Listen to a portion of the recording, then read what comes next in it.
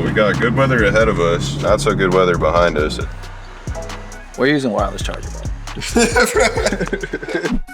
Now that the 340 has a big turbo, an upgraded high pressure fuel pump, and injectors, it's time to see how fast this car really is. 30 PSI, DI only, no port injection. 0 to 60, 60 to 130, and quarter mile. We are looking to test all of it today.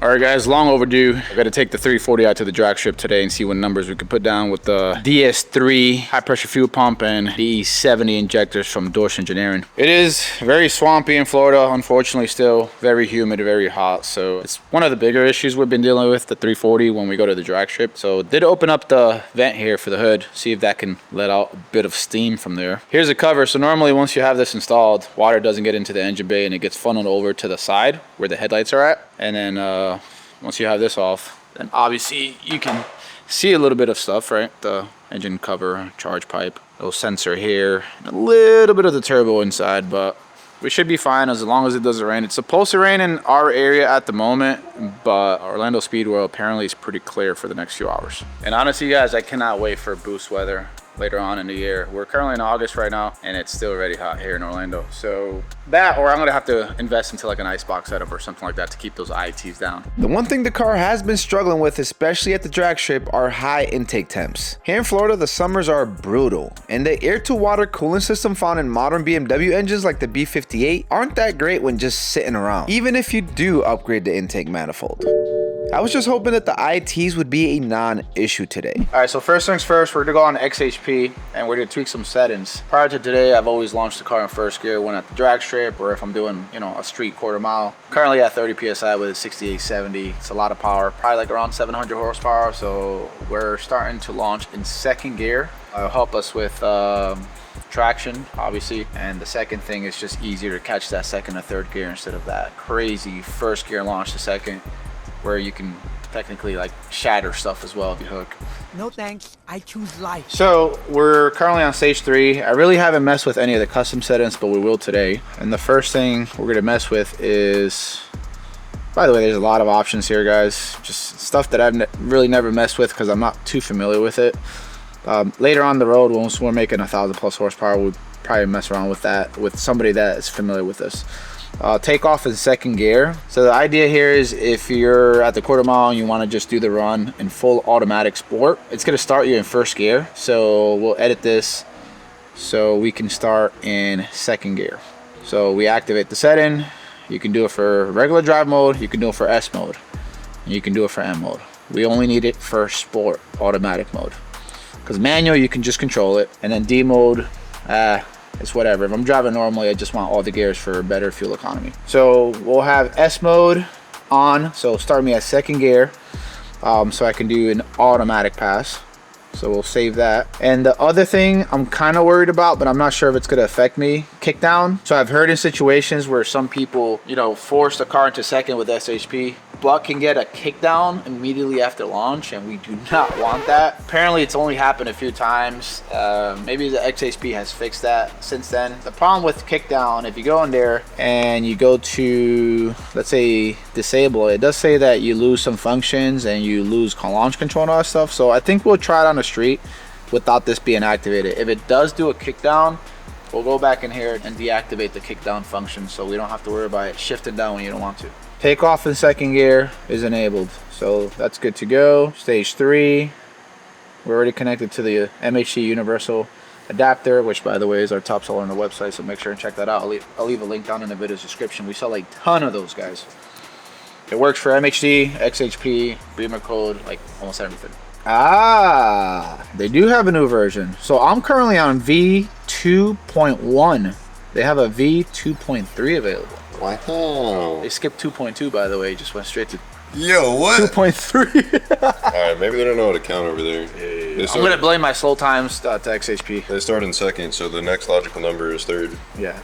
So we'll do that one. We'll apply flash settings. Let me go ahead and put my emergency lights on. Maybe seatbelt. a little bit of advice for all of you watching. F chassis cars, man, just put the flashers on, the blinkers, and then put the seatbelt on and stay in the seat. Maybe hook up a battery tender too, but definitely hook up a battery tender, which we may or may not be doing right now. Yeah, I'm not gonna say if we are or not. You guys can figure that out. It's working. You see, it's a flash. Holy moly. It's a very fast flash, and that's because we've already installed Stage 3 on here, so it's super quick. Normally, if you do it for the first time, it takes a much longer time because it has to back up your file and then flash for the first time. That's when you really need a battery charger like hooked up. We're using wireless charger, bro. We have the car sitting on a wireless charging pad. Yeah, we're good to go. Success. Oh. All right. What are we doing? We're gonna go test? I guess we're gonna. Yeah, we'll go test. Jeez.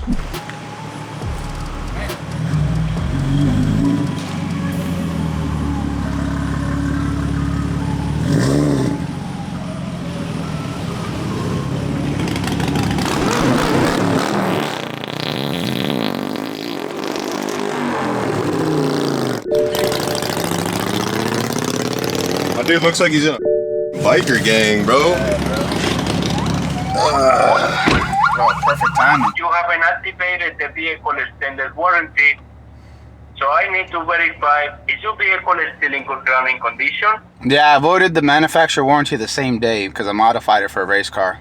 It would be the same thing I'll do if you give me an extended warranty. That's right, Christian. That's right, so I appreciate your time, Mr. Christian. Thank you. Have a good day. You too, brother. Thank you. That's how you get rid of those That's guys. right. He should. You have a good day. Hey, he knew what was up, bro. He was like, yeah, I'm out.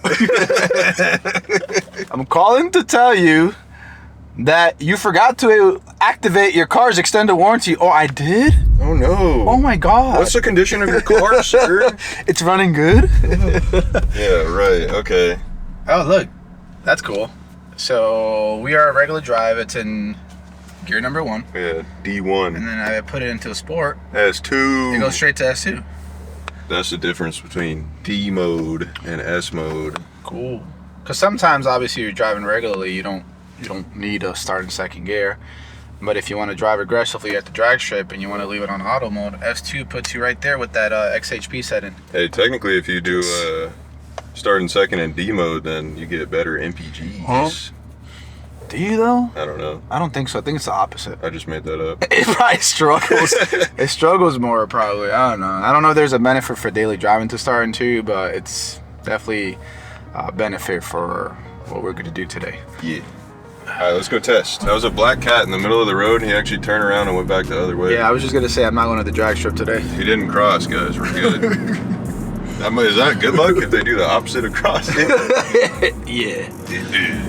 All right. Let's test this out. So we are S. Weird how I went to 1 and then went straight to 2. S2 Sport Plus. So we have traction fully off. Got I have MHD here just to see how much boost we're going to be building. And I'm going to shoot for like 3,700, 3,800 RPM. So we'll see what happens. Look how I went to S1 again. What? Wait. Oh, look, S1 again. Is it because you turn off traction? Huh? Oh, yeah. What? As soon as you turn traction off, it like overrides everything. Bruh. Oh, we just got played, bruh.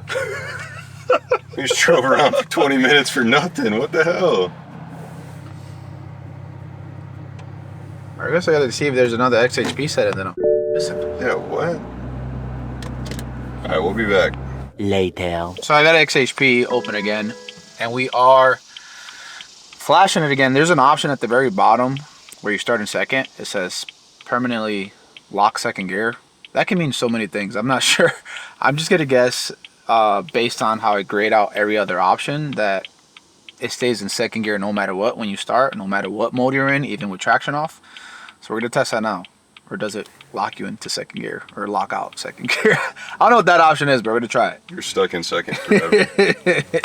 No shifting. Just pegs off the limiter, doesn't go anywhere. Yeah.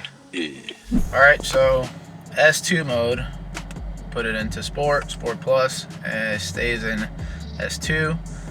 We're gonna go ahead and take traction fully off. Look, it stays in S2. I guess you permanently lock second gear. That's just how it works. So Let's go ahead and try to test this lawn chair before we go to the drag strip, just to make sure, you know, we don't have the weird kickdown issue.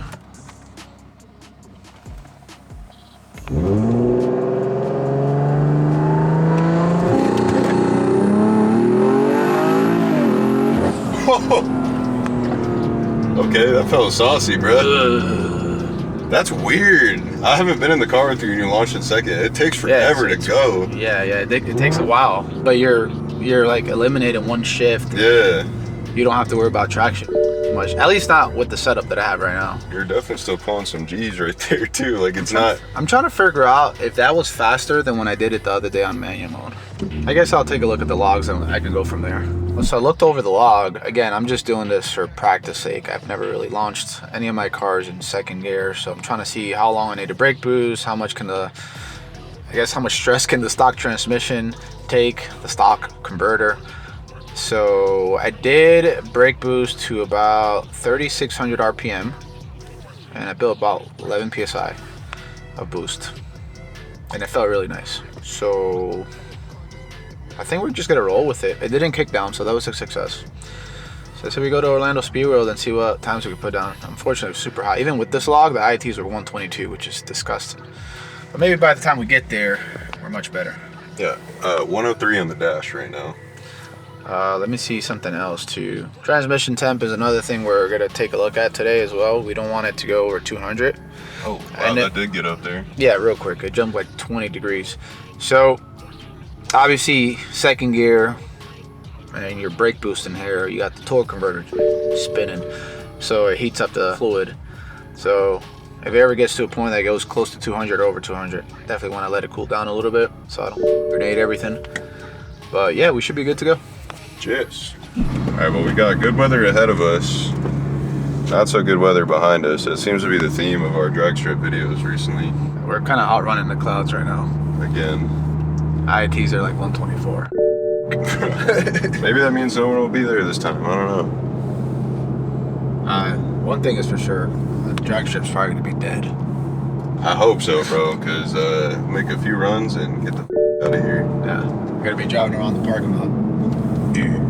All right, guys, we're at 111 IATs. We just got the OSW. Well, I also didn't mention that I turned on max cooling mode on MHD, which is a live thing you can do on the fly. And it actually bumped down IATs from like 120 down to 111. So holy schmoly. max cooling mode, baby. All right, we here, boys. Looking kind of stormy, looking kind of Florida. Oh, bro, it really is. Chris is out here like Ali, bro. You just had to buy pants. I forgot I got shorts on, so I have to go buy a souvenir, which is okay, I guess. Orlando Speed World. 20 bucks, it's not bad. But it's a one size. That's it. That boy don't have the I know, I'm kind of thick, bro. the hip hop baggy John. Forgetting to wear long pants was the first mistake of the day. And little did I know that the rest of the night would not be smooth sailing. All right, guys, it's 7:30 and we still have not made it in. Chris got his pants, and then we made a turn around the corner, and we realized he forgot his helmet. So now he's got to pull out $100 cash and give them his ID as a hold so he can rent a helmet. I just gave him. We forgot the helmet too. Yeah, everything.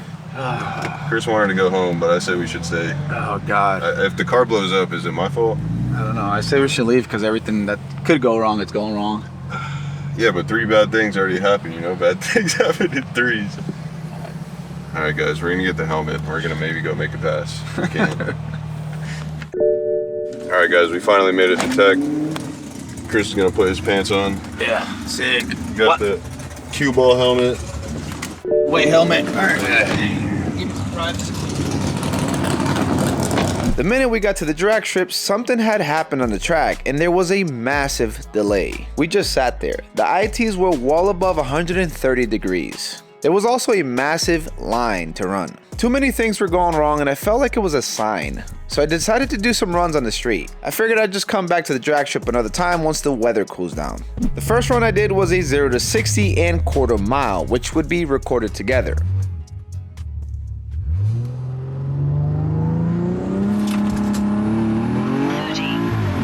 60.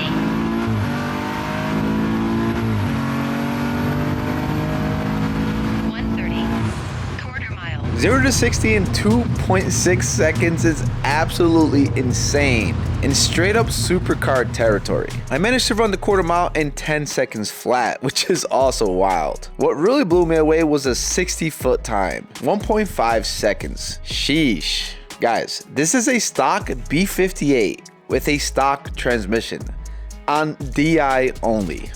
60 to 130 miles per hour was up next. No anti-lag, no brake boost. I took off in third as I always do. Quarter mile. 60.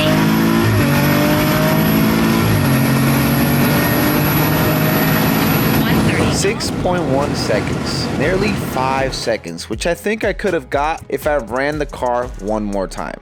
For those of you guys that are curious on how DI only performed, here's a log of my quarter mile run. 6870 next gen PT turbo running 30 psi. Here's an MSV duration after PI, which is essentially the duty cycle for the high pressure fuel pump, the bottleneck in my current setup. Close to the limit, but still had some headroom. You gotta give it up to Dorsch. The new DS3 paired with the D70 injectors kick ass. We sell them on the website along with all the other upgrades my 340i has. I will link the entire build list down in the video's description, and if you have any questions, feel free to email us. I think we need to finally find out how much power my 340i makes, especially after seeing these performance numbers. So make sure to subscribe, as we will be doing that in the next video.